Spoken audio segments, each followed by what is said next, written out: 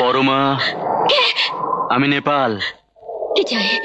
তোমাকে এত বছর ধরে তোমার এই নরম তুলতুলে শরীরটাকে আমি আমার বুকের মধ্যে চেয়েছি। এখন বুঝতে পারছি অপেক্ষা করে ভুল করেছি। চলো আমার সঙ্গে, চলো। কেউ নেই, কেউ নেই, কেউ নেই, কেউ নেই।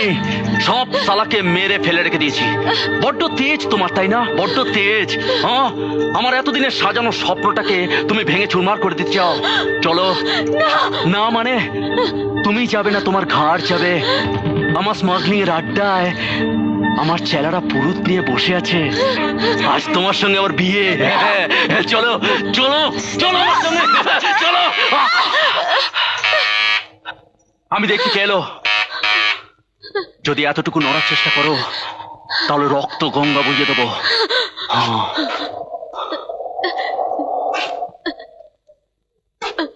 আসছে।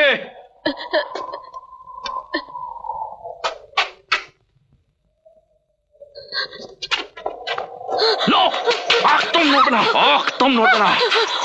ওরই আছে, একদম নর্মাল থাকবে। Yes, come in.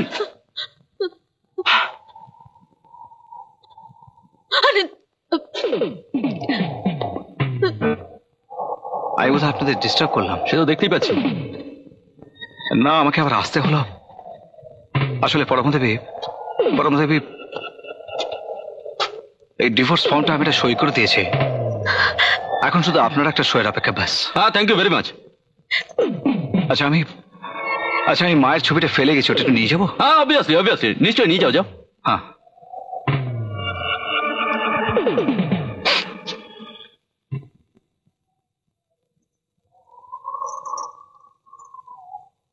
ও পরমদেবী,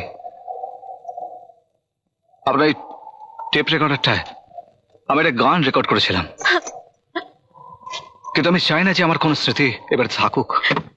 আপনি এটা মুছে ফেলবেন। হ্যাঁ, তুমি এখন আসতে পারো। হ্যাঁ, এসো। আসি। ও ও আর একটা কথা। আবার কি হলো? আমার মা হাসপাতালে মৃত্যুর সঙ্গে লড়াই করছে, জানেন? হ্যাঁ, জানি তো। কি এই ওষুধগুলো দিয়েছে, বলেছে এগুলো একটু নিয়ে যেতে হবে। হ্যাঁ, তো ওষুধগুলো বাইরে থেকে কিনে নিয়ে চলে যাও, যাও।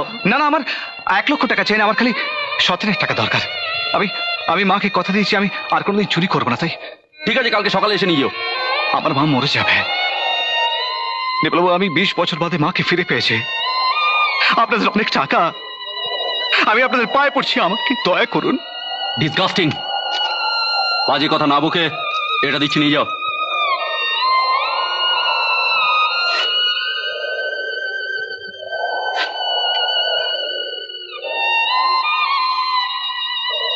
অনেক ধন্যবাদ, অনেক ধন্যবাদ। আপনাদের বিবাহিত জীবন সুখের হোক।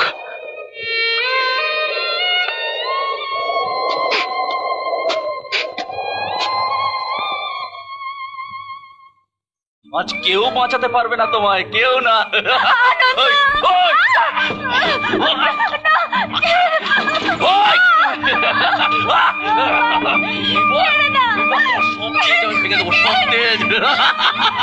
তোমার এই নরম তুলতুলে শরীরটা আমার এই বুকের মধ্যে নেপাল।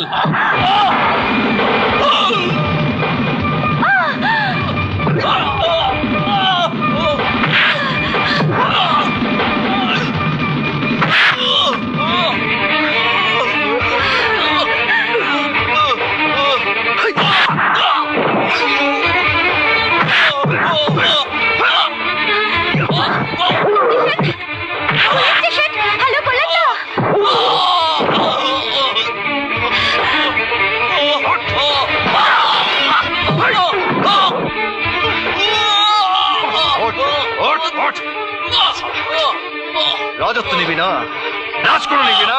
বস বস বস বস শালা বস। হ্যাঁ, বল বল। আমি নেপাল ঘোষ। বল, আমি নেপাল ঘোষ। বলছি ফ্যাক্টরির সব মাল চুরি করেছি আমি। বলছি পরমা দেবীকে বিষ দিয়েছি আমি। বল শালা বল। আমার মা যদি হাসপাতালে মারা যায় তার জন্য দায়ী হবি তুই। বলছি আমি নেপাল ঘোষ, কারখানার চুরি করেছি আমি। পরমাদেবীকে বিষ দিয়েছিলাম আমি। দয়মা যদি হাসপাতালে মারা যায় তার জন্য দায়ী হব আমি। সব দোষ আমার। বাবু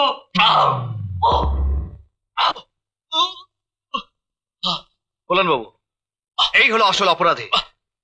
এই ফ্যাক্টরির সব মাল চুরি করেছে। এই আমার মাকে পিস দিয়েছে। Arrest him. হ্যাঁ, অ্যারেস্ট আমি করব, কিন্তু একটা প্রমাণ আমার দরকার। একটা প্রমাণ। প্রমাণ বল সালা, বল কি প্রমাণ আছে তোর কাছে? ফ্যাক্টরির সব চালানগুলোতে সই করেছিল পরমা, আমি নই। দয়মার শরবতে বিষটা মিশিয়েছিল পরমা, আমি নই। কোনো প্রমাণ নেই স্যার, এগুলো আমায় মেরে কি করেছে? প্রমাণ আছে। কি প্রমাণ আছে? তোর স্বীকারোক্তি আছে আমার কাছে। আরে কিসের স্বীকারোক্তি? শুনবি? তোকে ও ও ও বলছি আমি নেপাল ঘোষ কারখানার সব মাল চুরি করেছি আমি। পরমাদেবীকে বিষ দিয়েছিলাম আমি। দয়মা যদি হাসপাতালে মারা যায় তার জন্য দায়ী হব আমি। সব দোষ আমার। বাবু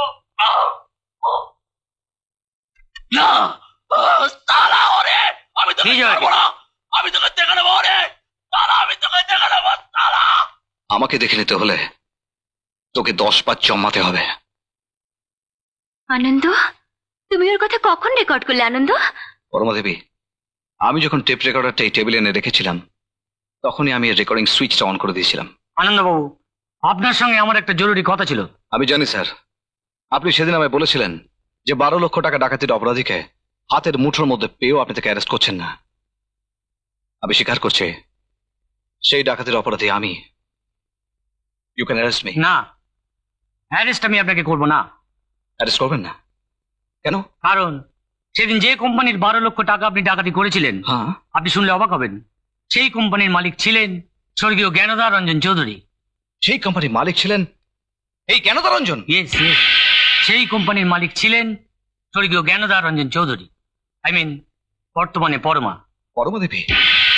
হ্যাঁ আনন্দ, আমি তোমার বিরুদ্ধে ডাকাতির কেস তুলে নিয়েছি। তার মানে মুক্ত? হ্যাঁ। আমি আর অপরাধী নই? না আনন্দ। আরে বাহ রে ভগবান, বাহ বাহ বাহ, কে বিচার তেরা। এরা কারা ভগবান? এরা কারা? এরা আমার মতো একটা গরিব বেকারকে বাড়িতে ঘর জামাই করে জুতো করে খাবার খেতে দেয়, জানোয়ারের মতো করে খাটায়। এরা হাজার হাজার বস্তি ভেঙে ফেলে বুলডোজারের নিচে, আরো জমি আরো টাকা পাবার লোভে। আবার যখন দরকার পড়ে তখন আমার মতো একটা ডাকাতির অপরাধীকে মাফ করে দেয়। মাফ মাফ মাফ মাফ।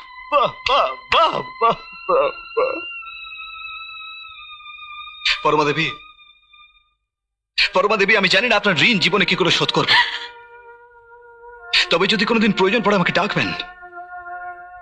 আমি সত্যি সত্যি সারা জীবন আপনার চাকর হয়ে কাটিয়ে দেবো। কলাদা চলে যাচ্ছে, ওকে থামান। আনন্দবাবু, কোথায় যাচ্ছেন? মার কাছে। আমি বললাম না আমার মা হাসপাতালে খুব অসুস্থ, অনেক দেরি হয়ে গেছে, আমি যাই। আমি তোমার সঙ্গে যাবো আনন্দ, আমাকে তুমি নিয়ে চলো। না পরমা দেবী, এই অপদার্থ জীবনের সঙ্গে আর নিজ জীবনটা চড়াবেন না আপনি। কেন না, কেন না আনন্দ, কেন না? তুমি না একদিন বলেছিলে একজন স্ত্রীর জীবনে সবচেয়ে বড় সম্পদ হলো তার স্বামীর হাতে পরানো শাখা আর সিঁথির সিঁদুর। বলো আনন্দ, বলনি? এই দেখো আমি তোমার 10 শাখা পড়েছি। এই দেখো আমি সিঁথিতে সিঁদুর পড়েছি। আর তুমি আমায় দূরে সরিয়ে রেখো না আনন্দ, আর তুমি আমাকে কষ্ট দিও না। আমাকে তুমি মার কাছে নিয়ে চলো, আমি তোমার দুটি পায়ে পড়ি।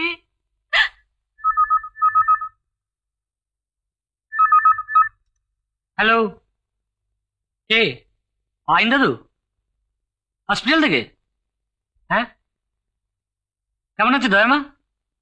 কি দয়ামার কি হয়েছে? কি একটু জোরে বলুন, শুনতে পাচ্ছি না। Hello hello hello. কি হয়েছে আমার মার? লাইনটা কেটে গেল। আমার মা নেই? মানে ঠিক শুনতে পেলাম না। আপনি মিথ্যে কথা বলছেন। সত্যি বলছি। কল্যাণবাবু, আপনি মিথ্যে কথা বলছেন। আপনি আপনি আপনি মিথ্যে কথা বলছেন। আপনি জানেন আমার মা নেই। আনন্দবাবু বিশ্বাস করুন। আপনি জানেন আমার মা নেই, এ হতে পারে না, আমি বিশ্বাস করি না। আমার মা মিথ্যাবাদী নয়, মাঝে আমায় কথা দিয়েছে একটা বস্তি থেকে ছোট্ট ঘর নিয়ে মায়ের পেয়ে থাকবো, আমি দুহাত দিয়ে কেটে রোজগার করব। কল্যাণ বাবু, আমি মুক্তি চাই না, আমাকে অ্যারেস্ট করুন, আমি সারা জীবন ওই জেলখানার চার দেয়ালের মধ্যে খানি টানতে চাই। যে পৃথিবীতে আমার মা নেই, সে পৃথিবীর আলো আমি চাই না কল্যাণ বাবু, সে পৃথিবীর হাওয়া আমি চাই না। আমার মা,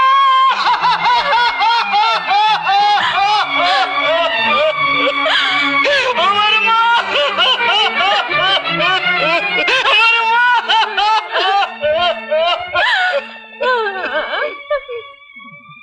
হরি, একবার বাইরে এসো।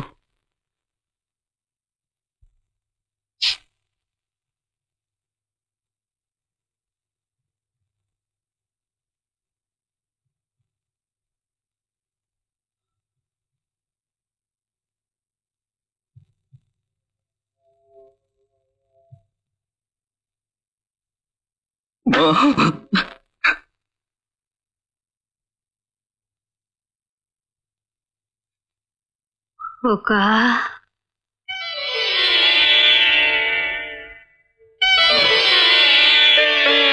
মা,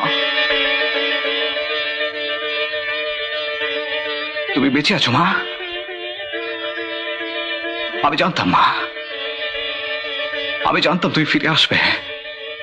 পৃথিবীর কেউ তোমাকে কেড়ে নিতে পারবে না আমার কাছ থেকে, কেউ না মা, কেউ না, কেউ না, কেউ না।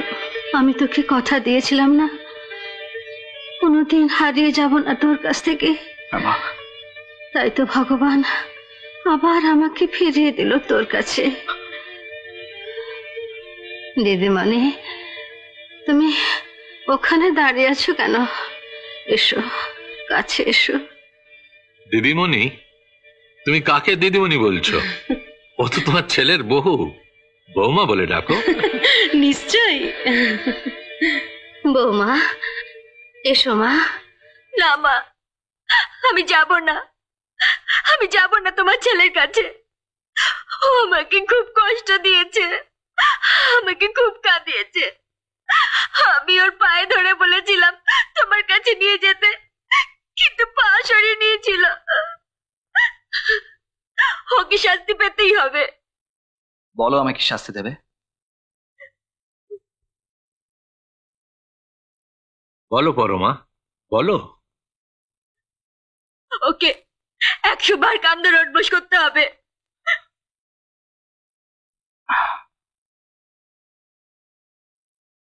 বেশ,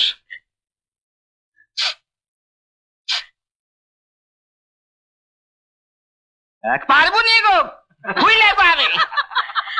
পারবে না মানে? আমি কোনো কথা শুনবো না, চলো শক্ত করে কান ধরো। বেশ, আমি শক্ত করে আমার কান দুটি ধরতেছি, তুমি আমার পেন্টুলুন ধরো।